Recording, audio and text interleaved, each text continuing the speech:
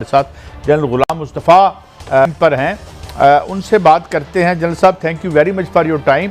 पहले तो मैं ये पूछूंगा कि आम तौर पर जब कमेटीज़ जो होती हैं हम अमेरिका में देखते हैं या यूरोप में देखते हैं, ख़ास तौर पर अमेरिका में देखते हैं, तो कमेटीज़ के सामने जो लोग, जो ज़रूरी नहीं कि हेड ऑफ़ द स्टेट या जो चीफ एग्जेक्टिव है वो भी पेश हो, यहाँ क्या रवायत है और आप इसको कैसे देखते हैं? क्या ये एतराज़ जायज़ है? देखिए, जिन कमेटीज की आप बात कर रहे हैं तो बाकायदा उस सेनेट की, कांग्रेस की जो हेयरिंग कमेटी है, वहां पे जो कंसर्न ऑफिशियल्स हैं या गवर्नमेंट के जो लोग हैं उनको बुला के बाकायदा उनसे ब्रीफिंग भी ली जाती है, उनसे सवाल जवाब भी होते हैं। लेकिन पाकिस्तान में ऐसी कोई रवायत नहीं है। पाकिस्तान में हमने एक नेशनल सिक्योरिटी कमेटी एक बना ली है, हालांकि मेरा समझना आइन में भी इसकी कोई ऐसी गुंजाइश नहीं। अगर आपको याद हो तो जनरल जहांगीर करामत ने मशवरा दिया था कि आप नेशनल सिक्योरिटी काउंसिल बनाई है, उसमें तो उसी पे नवाज शरीफ साहब बहुत ज्यादा नाराज भी हो गए थे और फिर उसमें इस्तीफा देना पड़ा था। बहरहाल हमने ये बना के बैठ गए इसमें। इन कमेटी का मकसद, इस जो कमेटी है नेशनल सिक्योरिटी कमेटी का, जो मैं मकसद अभी तक समझा हूँ कि जो कौमी क़यादत है आपकी, अपोजिशन और हुकूमत दोनों, वो बैठते हैं और जो भी इशू है एट हैंड है उसमें असली क़यादत से आप ब्रीफिंग भी लेते हैं, फिर बातचीत भी होती है, तो उसमें सवाल भी उठते हैं, जवाब भी दिए जाते हैं और एक कोशिश है कंसेंसस डेवलप करने की उन सेंसिटिव इश्यूज पर जो हम नेशनल असेंबली में जाकर डिस्कस करना नहीं चाहते। अगर यहाँ पर आप बातचीत कर लें और प्राइम मिनिस्टर मौजूद हो यहाँ पर, तो इस कमेटी की वैल्यू तभी बनती है ये, क्योंकि फैसला और सही है या गलत है, ultimately the buck will stop at the prime minister's office. उनकी ये जिम्मेदारी है, कौमी सलामती उनकी डायरेक्ट जिम्मेदारी है। अगर वो शामिल हो इसमें तो ब्रीफिंग के बाद जब सवाल जवाब होते हैं, और आई एम श्योर हमारी जो हमारी इज्तिमाई दानिश है मेरी कौम की, वो नेशनल असेंबली में बैठी हुई है, उनके जो पार्लियामेंट्री लीडर हैं वो बैठे उनके बाद के, तो आई एम श्योर बात भी सेंसिबल होगी, सवाल भी सेंसिबल हुए होंगे, जवाब भी दिए गए होंगे।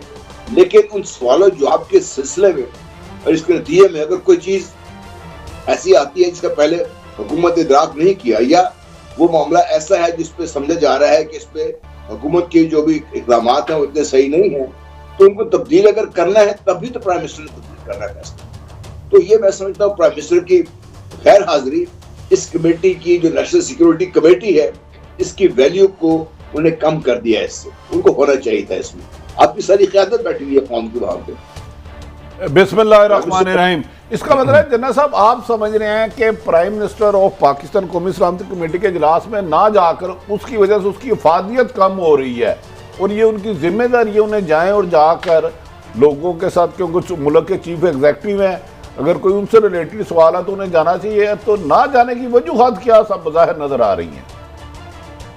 देखिए, जो आमतौर पे अगर आप, एक तो ये है कि शायद सिर्फ इसको ब्रीफिंग हद तक रखा गया, प्राइम मिनिस्टर चूंकि डेली के हिसाब से उनको रिटर्न भी और ब्रीफिंग भी होती रहती हैं, वो अपडेटेड है इस सिलसिले में जो भी इक़दाम हो रहे हैं। एक तो ये हो सकता है इस सिलसिले में, और उनका ख्याल ये है कि यहाँ पर कुछ जो फैसला करने की जरूरत नहीं होगी, बातचीत होगी, मुझ तक पहुंच जाएगी और अगर चेंज करना होगा तो हम फैसले को तब्दील भी कर सकते हैं।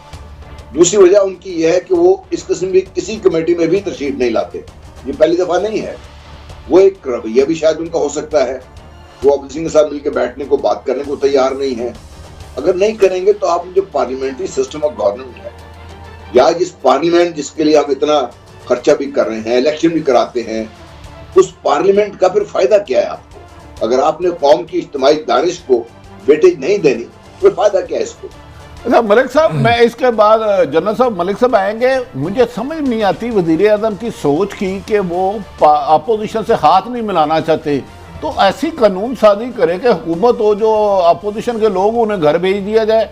अगर अपोजिशन तो हमेशा इस्लाह के लिए होती है, तनकीद के लिए होती है, ताकि गवर्नमेंट पे चेक होता है।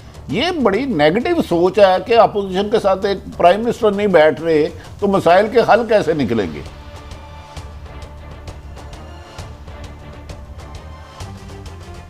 जी जनरल साहब, आप जी जनरल साहब आपसे। देखिए, या तो आप सिस्टम ऑफ गवर्नमेंट को चेंज कर दें उसको, अगर ये है और जो आइन के तहत चल रहा है गान, उसमें मुशावरत तो हर स्टेज पे इंपॉर्टेंट है। किसी भी जगह आप देख लीजिए, फौज में अब जब फैसला साजी होती है, जहाँ पे जब कोर्ट कमांडर बैठते हैं तो कई दफा किसी एक मसले पर पूरा पूरा दिन बहस होती है उसके ऊपर, फिर कहीं जाके फैसले होते हैं यहाँ पे। तो फैसला साजी के लिए मुशावरत का अमल इसीलिए मुस्तहसन गजाना जाता है कि जब इज्तिमाई दानिश बैठती है तो फैसले बेहतर होते हैं। दूसरा बड़ा इंपॉर्टेंट इसमें चीज है कि जो भी फैसला होगा वो पूरी कौम उसके साथ खड़ी होगी। जब आपकी अपोजिशन भी साथ बैठी है और आप भी साथ में बैठे हुए हैं, तो जो भी अभी फैसला कर रहे हैं, चाहे वो टीएलपी के बारे में आप कर रहे हैं, चाहे वो टीटीपी के बारे में कर रहे हैं, देखिए इससे सिर्फ पीटीआई तो इफेक्ट नहीं है, इससे चंद लोग तो इफेक्ट नहीं है, ये तो कौमी सतह पे इन सारे मामलात का आपकी नेशनल लाइफ पे असर है इसका। अगर आप उसमें इतनी अहमियत देने को तैयार नहीं है, फिर मैं समझता हूँ कि या तो सिस्टम खत्म कर दे। जनरल साहब मैं थोड़ा सा देनी है। जनरल साहब मैं थोड़ी सी बैकग्राउंड के साथ आपसे एक चीज़ जानना चाह रहा हूँ। मुफ्ती मुनीब साहब ने हमारे इस प्रोग्राम में बताया था कि उन्होंने पाकिस्तान के लिए, हम उनकी तारीफ़ करते हैं, उन्होंने मुल्क की बेहतरी के लिए, अमन मान के लिए एस्टेब्लिशमेंट के साथ के इशारे पे उन्होंने मुज़ाकरात की और कामयाब हो गए।